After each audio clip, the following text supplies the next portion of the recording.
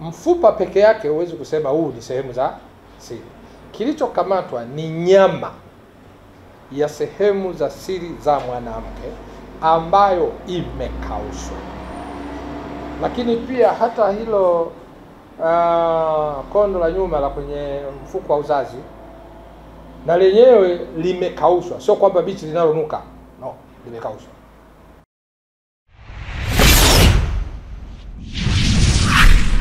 Jeshi la polisi mkoa wa Kagera linawashikilia watu wawili ambao ni Kevin Payson Mdoro wa miaka 42 Mnyiha. Huyu ni mganga wa jadi mkazi wa wilaya ya Mbozi mkoani Songwe, na Landa Niseme Mlomo, huyu wa miaka 64 ni Mnyamwanga, mfanyakazi katika chumba cha kuhifadhi maiti katika hospitali ya Vwawa iliyoko wilaya ya Mbozi mkoani Songwe kwa tuhuma za kupatikana na viungo vidhaniwavyo kuwa ni viungo vya binadamu.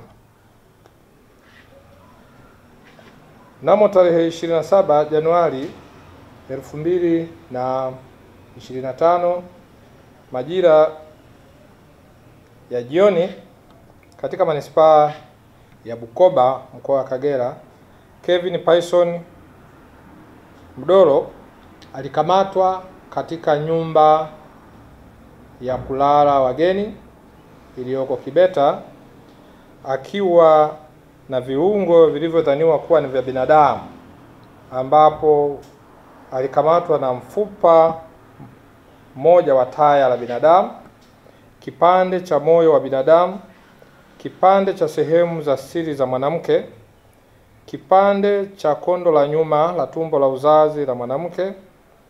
Lakini pia mtuhumiwa huyu alikamatwa na vitu vingine ambavyo ni vipande viwili vya ngozi iliyokaushwa idhaniwayo kuwa ni ngozi ya nyoka aina ya chatu, ngozi moja ya nyoka wa kawaida, pembe mbili za mnyama wa porini, vipande vitatu vya mifupa ambavyo bado haikubainika mara moja kama ilikuwa ni mifupa ya binadamu au mnyama gani.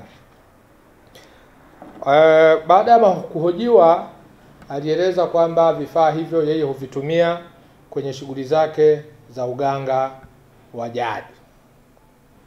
Lakini alipohojiwa zaidi, kavitoa wapi?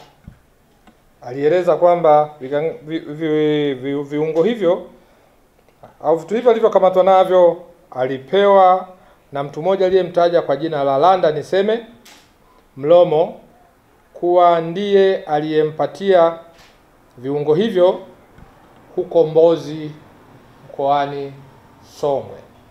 Kama nilivyoeleza hapo awali kwamba huyu Landa ni mhudumu katika chumba cha kuhifadhi maiti katika hospitali ya Vwawa iliyoko wilayani Mbozi mkoani Songwe. Kufuatia taarifa hiyo iliyopatikana kwenye mahojiano hayo, basi taratibu za kumkamata Landa kule mkoani Songwe zilifanyika, akakamatwa na akaletwa hapa tayari kwa hatua sahihi za kisheria. Uchunguzi unaendelea ili kubaini nani hasa wako kwenye mtandao huu, kwa sababu kama kweli alipewa na huyu alipewa akafanyia nini? Je, huyu mtu wa mochwari ameshatoa viungo kutoka kwenye miili ya watu waliohifadhiwa kwenye chumba hicho kwenye maiti ngapi, na wangapi ni wateja wake wakuu? Lakini huyu bwana Payson alijuaje kama akija Kagera na viungo hivyo atapata wateja? Alijuaje?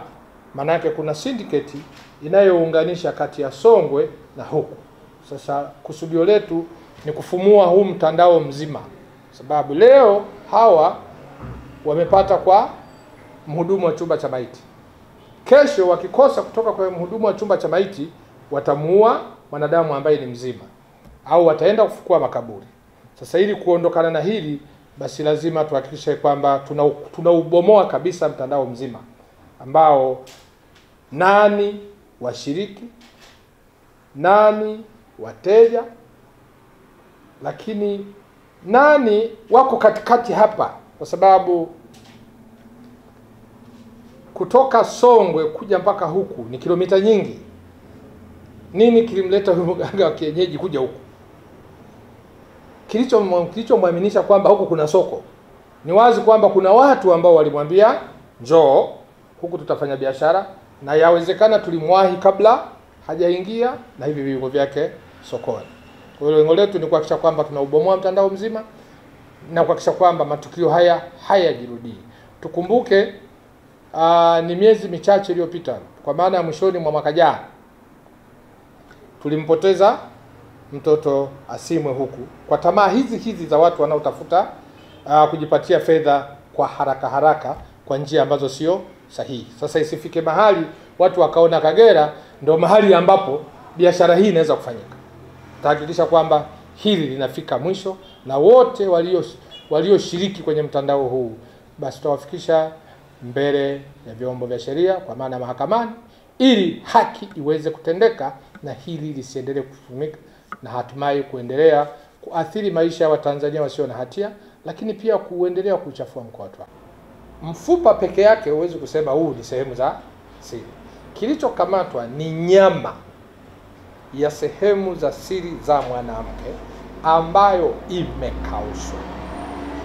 Lakini pia hata hilo kondo la nyuma la kwenye mfuko wa uzazi na lenyewe limekaushwa, sio kwamba bichi linalonuka, no, limekaushwa. Yako kwenye mchakato sasa wa kuendelea tufike mwisho tuone vilikuwa vina mlinki na nani, kwa sababu issue ya kwamba hiki ni kiungo cha binadamu hata kwa kuitazama halina ubishi, lakini la nani, hayo ndo yanaendelea sasa. Mwisho wa siku ije itulinki, tutakapokuja kubaini kwamba kumbe kuna mtu alishawahi kuonekana hana kiungo na sisi tayari tunacho huku, basi utaratibu wa kupata muunganiko wa vinasaba utafanyika kwa familia husika na huku, ili kuona nini kilifanyika. Mkuu wa chuo cha Kilimanjaro Institute of Technology and Management kilichopo Mwenge jijini Dar es Salaam chenye ithibati na usajili wa NACTVET namba REG/ANE/029 anapenda kuwatangazia nafasi za masomo kwa ngazi ya diploma na certificate kwa muhula wa masomo utakaoanza Oktoba 2025 katika kozi za IT, Hotel and Tourism Management, Front Office, Business Administration, Accountancy, Procurement and Supply. Chuo kimebobea katika ufundishaji kwa njia ya vitendo na kimeweza kutoa wanafunzi wenye weledi. Wengi wameajiriwa ama kujiajiri, na kwa wale ambao wameamua kuendelea na degree wameweza kujiunga na vyuo vikuu bora hapa nchini na nje ya nchi. Pia kuna kozi fupi za computer application, graphic and design, video production pamoja na CCTV camera. Kwa maelezo zaidi piga simu namba 0717816034 au 0754864361. KITM, elimu na ujuzi kwa uchumi imara.